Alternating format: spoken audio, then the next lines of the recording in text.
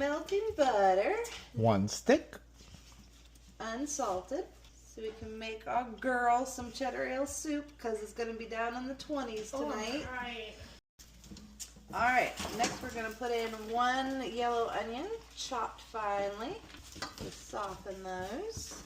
Then we're going to add some carrots and celery. How much? About 3 stalks of celery, and I don't know, I just took a whole bunch of shredded carrots and chopped them up smaller.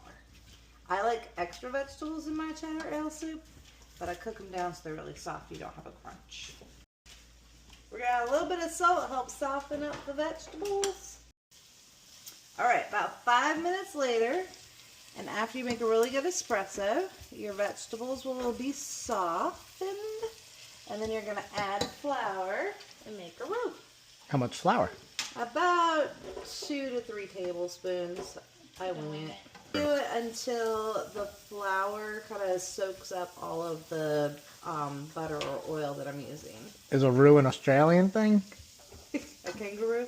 So it's just like when you have an oil and then you add flour to it, and then we're going to cook down the flour to make sure it doesn't have any of that uncooked flour taste.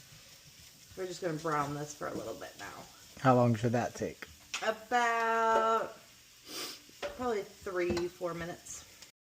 Alright, we're going to add some garlic at this point. It's still kind of browning up here with the roux.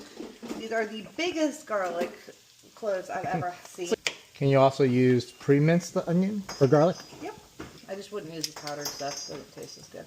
Is that your favorite garlic press? Yes, Pampered Chef garlic press is amazing. So I'm obviously usually put in about 2 to 3 cloves. I think 1, maybe not even this whole one, is going to be more than enough. Always time for another sip of espresso.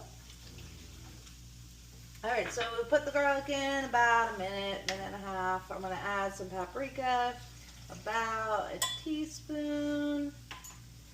Going to put in some ground mustard powder, about a teaspoon, teaspoon and a half. And then at this point, I'm going to put in a little bit more salt.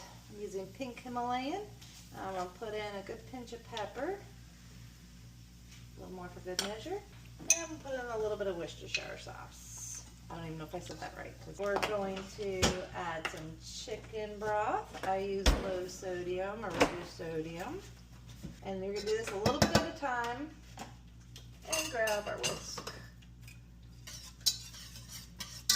And that will create the last step of the roux. So I'm going to put 2 cups of broth in. So don't do what I did and have the stove turned down on you. So we lost our boil, but we got it back now. So you don't want it to boil at this point, just nice and hot, simmery. We're going to add 2 cups of milk, and then we're going to add 2 cups of beer. I am using a lager. Alright, now it's time to open our beer with our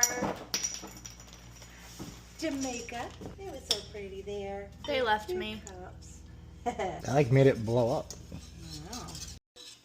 Alright, once you all have your liquid in, we're going to slowly add our cheese, a couple handfuls at a time. I am using a sharp white cheddar, and then we're going to add a little bit of a yellow cheddar because my family keeps eating our shredded cheese. This is going to be about, that's a good question, 24 ounces of white cheddar, and we're going to use about 8 ounces of yellow cheddar, sharp cheddar. Okay. So I'm just going to add the last bit of cheese here. And this is made on request of my daughter, who loves this on a cold night. One thing I like to do is add a little dash of cayenne. I think it just enhances the soup flavor and gives it a little bit more of a kick. And it's delicious. So good.